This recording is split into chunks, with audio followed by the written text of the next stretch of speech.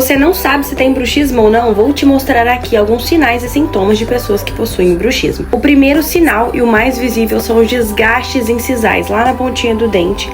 Isso significa que talvez o seu bruxismo esteja presente, principalmente os caninos. Abfrações lá na raiz do dente, lá perto da gengiva, essa exposição e essa cunha, esse formato de cunha, pode mostrar que o paciente está fazendo forças excessivas, então pode ser uma característica de bruxismo também. Além de trincas nos dentes e uma sensibilidade expressiva e excessiva. Sim, você pode estar tendo essa parafunção que é o bruxismo.